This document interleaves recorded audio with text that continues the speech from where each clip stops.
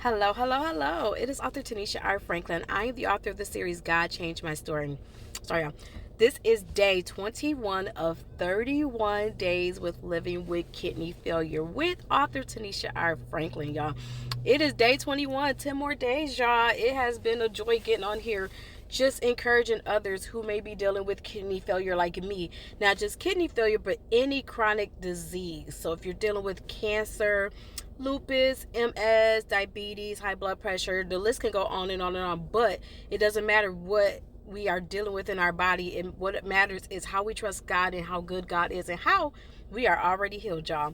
So before I start, I want to give a shout out to all my breast cancer survivors. We know this month is breast cancer awareness month, so let me get a shout out to anybody who is dealing with breast cancer currently, who has survived and who have lost their lives. So I just want to make sure that I give a shout out each time I get my video, because I don't want to feel like I'm taking over breast cancer awareness month.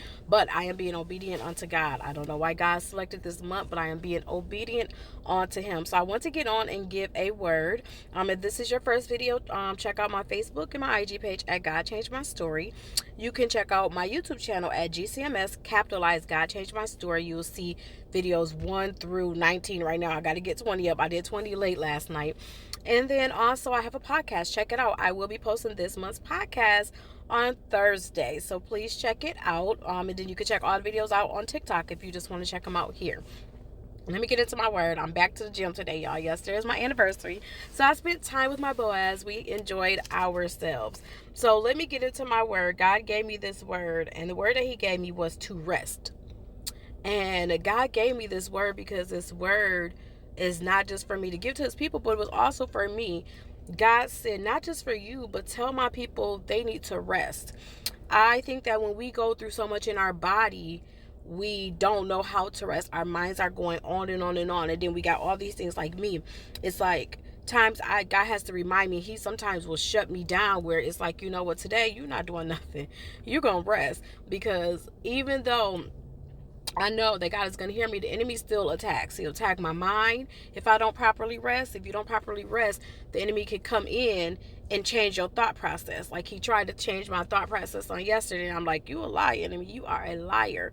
But God said to rest. So I'm going to read my scripture here. Sorry, y'all. Every time I get on here, right, my phone start beeping. So I'm going to read from Matthew 11:28 and 29. And it says, come unto me, all ye that labor are heavy laden, and I will give you rest. 29 says, take my yoke upon you and learn of me, for I am meek and lowly in heart, and ye shall find rest unto your souls. And then I'm going to read 30. For my yoke is easy and my burden is light. So God wants us to rest. There are things that we do have to do unto God, but we have to know when to hear His voice, because sometimes we're too busy saying, okay, God, you want me to start this business? God, you want me to go start this class with young women? God, you want me to do this? God, I gotta do this. Plus we have families. It's like, okay, I gotta take care of my family. I gotta do this, do that. We have so much going on to where our minds get clouded because we don't know how to rest.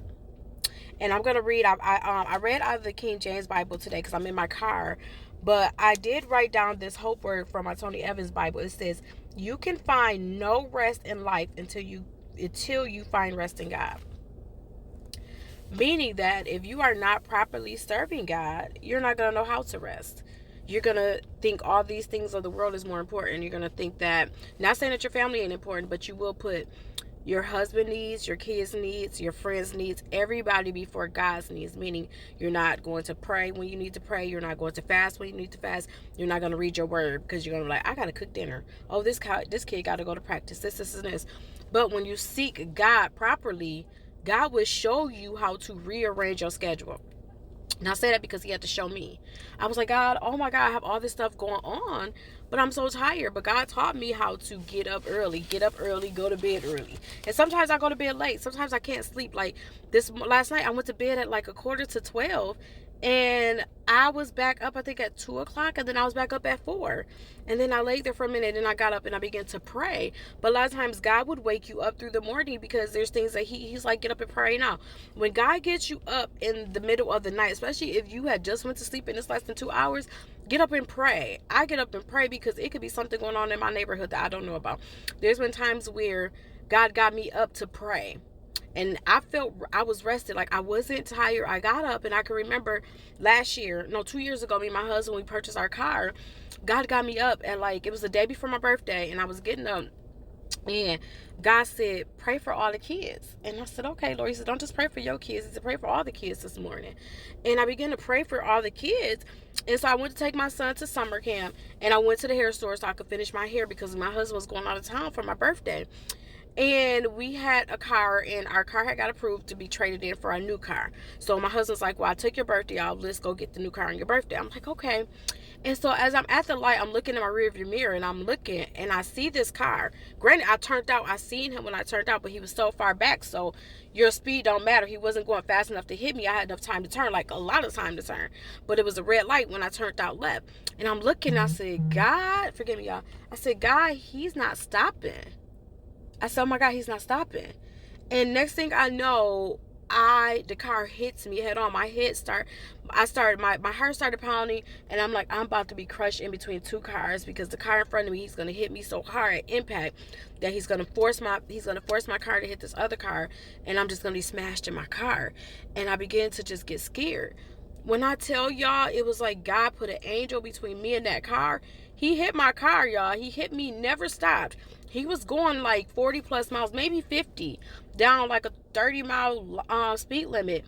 And so I begin to, oh my God. And next thing I know, I'm looking, and I had room to pull over, and I pull over, and he takes off. And when he hit me, his front end went in. It was almost like y'all see the test dummies, or y'all see those videos. Front end went off, and then the airbag went off. I could see all of that. And my mind is like, is he okay? And I'm looking like, oh my God, I'm glad I just dropped my son off. So I pull over. He takes off, y'all. He takes off. This is how good God is. It was nothing wrong with my car at the time. I think we had like an older model BMW, like a 2008 BMW. And all he did was mess up my sensors. And then when he took off, he scraped my car. And when he began to take off, y'all, when he began to take off, a guy followed him, and he just took off with him. And so I called the police, and long story short, I seen the police pass by me, and I called the lady back, like, the police just passed by me. And I was like, my car is drivable. And she's like, well, they're up the street because it's gray. She described my car, and I said, Lord, well, that's me. And she's like, well, the car that hit you hit a tree. Less than not even 2 blocks up, he hit a tree. But thank God he was okay, because I was praying. I said, well, God, in my mind, I said, God don't like ugly. You can't do ugly to people. To come to find out, he was a drunk driver. He almost hit 2 kids in Kentwood. I'm in Grand Rapids, so if you know, like, the distance, if you're in Grand Rapids or you're in Michigan, Kentwood to Grand Rapids is like maybe 20 miles, 15 to 20 minutes away from where I was. And the man, when I got there, he said, he ran into you, didn't he? I was like, yes. He said, I've been chasing him for about 20 minutes because he almost hit 2 kids and a man on his way. While he was driving, he ran up on the sidewalk. And I began to thank God, and I began to cry, because God would give you stuff to pray about, or even names of people you don't even know. And I began to cry because I said, God, what if I wouldn't have prayed for kids that morning? Would that man have hit them kids? And at that point, him hitting my car didn't matter. And then I began to cry and thank God. And the police came, and I said, I'm fine. And I said, is he okay? I'm more worried about the man that hit the tree. Even though he did me wrong, is he okay? He's like, he's drunk. He'll be fine. And I began to cry because I said, God, I'm walking away from this. I'm driving away from this. And I called my husband in tears. And I said, you could have been burying me the day before my birthday, but yet because I was obedient and I got rest and I woke up and did what God told me to do, I'm still here. So I say all of this, get rest. Because when you rest properly, you can hear God properly. And some of us aren't resting. Some of us are not resting to where we're allowing these chronic diseases to take over our bodies. And we're allowing it to take over our mind because we're not resting, because we can't hear what God is saying. God said, I'm going to heal you. But there's some things I need you to do. But I need you to rest so you can hear my voice. You don't get confused.